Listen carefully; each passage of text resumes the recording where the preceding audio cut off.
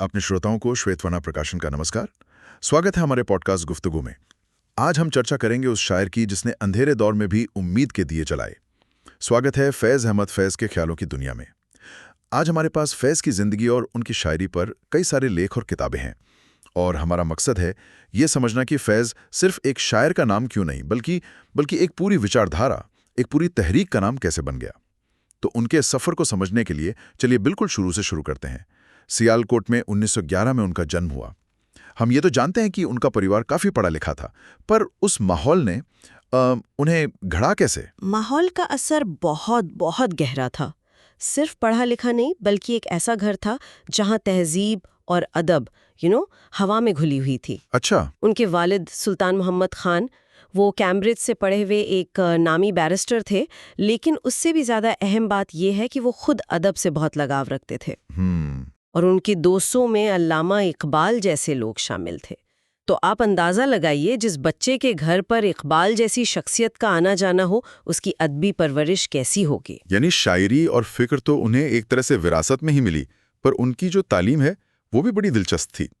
एक तरफ तो उन्होंने अरबी फारसी की पारंपरिक शिक्षा ली और दूसरी तरफ अंग्रेजी साहित्य में एमए किया। ये दो अलग अलग दुनियाएं उनकी शायरी में एक साथ कैसे आईं? देखिए, यही फैज़ की क्या कहते हैं उनकी खासियत की बुनियाद है। उन्होंने गालिब और मीर की क्लासिकी परंपरा को भी जज्ब किया और उधर शैली और कीट्स के रोमांटिसिज्म को भी पढ़ा। तो इसीलिए उनकी शायरी में आपको पूरब की जो नफासत है और पश्चिम का जो एक बौद्धिक खुलापन है, दोनों मिलेंगे। वो एक बहुत मजबूत नींव पर खड़े थे, मतलब जड़ें गहरी थी। इसीलिए जब उन्होंने नए ख्याल पेश किए तो वो हवाई नहीं लगे, उनमें एक वजन था। और शायद इसीलिए जब उनकी शायरी ने करवट ली तो वो एक बहुत बड़ी घटना बन गई। हम सब ने उनकी वो मशहूर नज़्म सुनी है, मुझसे पहली सी मोहब्बत मेरी महबूब न मांग। हाँ, बिल्कुल। ये नज़्म सिर्फ एक रोमांटिक कविता का अंत नहीं थी, ये एक नए फैज़ का ऐलान थी। यहाँ से उनकी सोच में एक जबरदस्त मोड़ आया। बिल्कुल, ये एक इनकलाबी मोड़ था। आप देखिए, उर्दू शायरी की परंपरा में महबूबी सब कुछ होता है। शायर की पूरी कायनात उसी के इर्द गिर्द घूमती है। सही। लेकिन फैज़ ने उस कायनात को तोड़ दिया। उन्होंने अपनी महबूबा से कहा कि तुम्हारी खूबसूरती अपनी जगह है, लेकिन दुनिया में और भी गम है। वो कहते हैं, और भी दुख हैं ज़माने में मोहब्बत के सिवा, राहतें और भी हैं वस्ल की राहत के सिवा। मुझे तो समझ आया कि उनका ध्यान निजी इश्क से हटकर समाज के दुखों पर चला गया। पर एक सवाल मन में आता है, क्या इससे उनकी शायरी का वो निजी, वो रोमांटिक पहलू कहीं खो नहीं गया? क्या इनकलाब इश्क पर हावी हो गया? बहुत अच्छा सवाल है, और इसका जवाब है नहीं, हावी नहीं हुआ, बल्कि इश्क का जो दायरा था वो और बड़ा हो गया। अच्छा। फैज़ ने इश्क को एक छोटे से दायरे से निकालकर पूरी इंसानियत से जोड़ दिया। अब उनका महबूब सिर्फ एक औरत नहीं रही, बल्कि उनका वतन, उनके लोग, दुनिया भर के मजलूम, वो सब उनके महबूब बन गए। तो महबूब का मतलब ही बदल गया। मतलब ही बदल गया। वो प्रोग्रेसिव राइटर्स मूवमेंट यानी प्रगतिशील लेखक संघ से जुड़ चुके थे और मार्क्सवादी विचारधारा का उन पर गहरा असर था। तो वो मानते थे कि अदब का मकसद सिर्फ दिल बहलाना नहीं, समाज को बदलना होना चाहिए। यहाँ एक और बात बड़ी दिलचस्प है, फैज़ ने कभी भी सीधे सीधे नारेबाजी नहीं की। उन्होंने गज़ल के जो पुराने औजार थे, जैसे कफ़स, सयाद, गुलशन, रकीब, उन्हीं को उठाया और उन्हें तानाशाही के खिलाफ एक तरह से हथियार बना दिया। आपने बिल्कुल सही नब्ज पकड़ी है। यही तो उनकी शायरी की रणनीति थी। ये एक तरह का कोड था जिसे अवाम तो समझती थी, लेकिन हुकूमत सीधे तौर पर उन पर पाबंदी नहीं लगा सकती थी। जब वो कहते हैं, निसार में तेरी गलियों के ए वतन के जहां चली है रस्म के कोई न सर उठा के चले, तो यहाँ गलियां सिर्फ गलियां नहीं है, वो एक दमनकारी हुकूमत का प्रतीक हैं। बिल्कुल। और जब वो रकीब की बात करते हैं तो वो इश्क का दुश्मन नहीं, बल्कि देश और अवाम का दुश्मन है, यानी सत्ताधारी वर्ग। उन्होंने इश्क की जबान में इनकलाब लिख दिया। और इसी इनकलाबी सोच की सबसे बड़ी आजमाइश शायद तब हुई जब हुकूमत ने उन्हें ही अपना रकीब मतलब दुश्मन मान लिया। हम बात करें 1951 के रावलपिंडी साजिश केस की। जी। वो दौर उनकी जिंदगी का सबसे मुश्किल और साथ ही शायद सबसे रचनात्मक दौर था। रावलपिंडी साजिश केस असल में तख्ता पलट की एक नाकाम कोशिश थी और सरकार ने इस मौके का फायदा उठाकर फैज समेत कई बुद्धिजीवियों को गिरफ्तार कर लिया। हालांकि फैज का इससे सीधा कोई लेना देना नहीं था।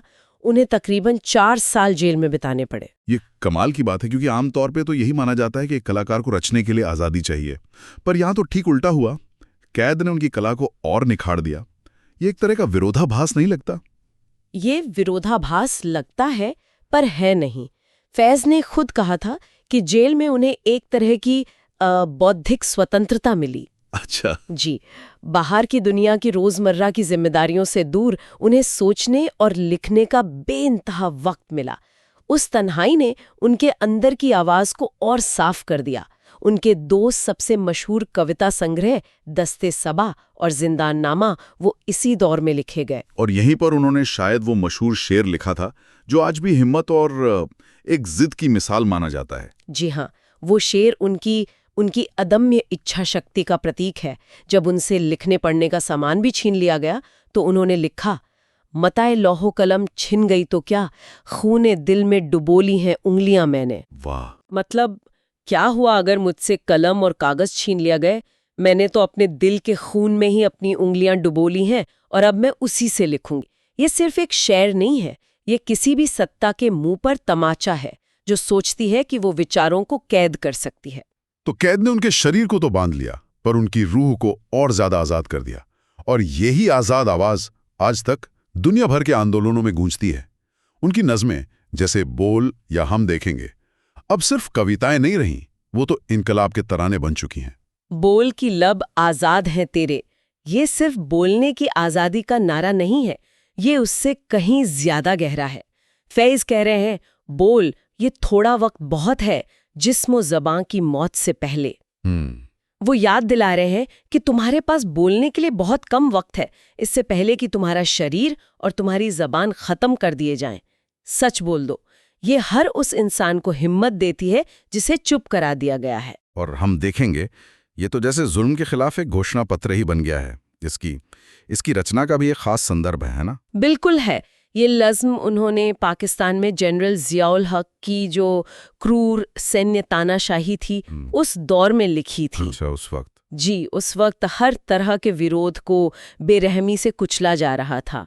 ऐसे घुटन भरे माहौल में फैज ने भविष्य की उम्मीद का एक नगमा लिखा।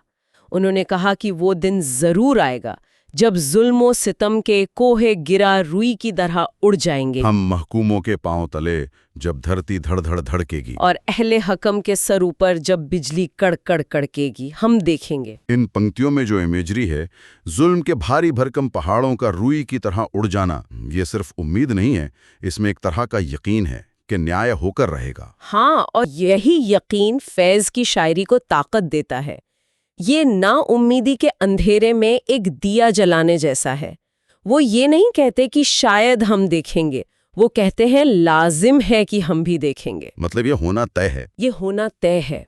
और यही बात दबे कुचले लोगों के लिए सिर्फ शब्द नहीं बल्कि ताकत का एक स्रोत बन जाती है। एक बात जो मुझे हमेशा हैरान करती है वो ये कि फैज एक प्रतिबद्ध मार्क्सवादी थे, लेकिन उनकी शायरी कभी भी मतलब कोरा राजनीतिक प्रचार या प्रोपेगेंडा नहीं बनी। उन्होंने कला और विचारधारा के बीच एक बहुत नाजुक और खूबसूरत संतुलन बनाए रखा। यही उनकी महानता का सबसे बड़ा सबूत है। उन्होंने अपनी विचारधारा को अपनी कला पर हावी नहीं होने दिया। उनकी शायरी में मार्क्सवाद का असर साफ है, लेकिन वो किसी पार्टी का मैनिफेस्टो नहीं लगती। क्यों? ऐसा क्यों? क्योंकि उनकी बुनियाद इंसानियत और मोहब्बत में थी। उनकी भाषा में जो नरमी है, लहजे में जो संजीदगी और दर्द है, वो सीधे दिल में उतरता है।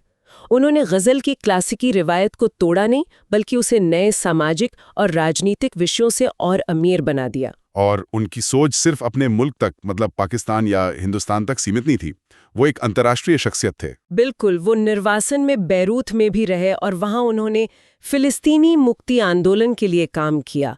उनकी एक नज़्म है, हम जो तारीख राहों में मारे गए। हाँ, मैंने सुनी है। वो उन्होंने फ़िलिस्तीनी शहीदों के लिए लिखी थी, लेकिन वो दुनिया के हर उस शख्स की कहानी है जो आज़ादी और इंसाफ के लिए लड़ते हुए मारा गया। इसी वैश्विक दृष्टिकोण की वजह से उन्हें 1962 में लेनिन शांति पुरस्कार भी दिया गया था। तो अंत में अगर हम आज फैज के जीवन और उनकी शायरी से कोई एक सबसे बड़ी सीख लेना चाहें तो वो क्या होगी? मेरे ख्याल में सबसे बड़ी सीख ये है कि कला और जीवन ये एक दूसरे से अलग नहीं है। एक सच्चा कलाकार अपने समाज के दुख दर्द से आंखें नहीं मूंद सकता।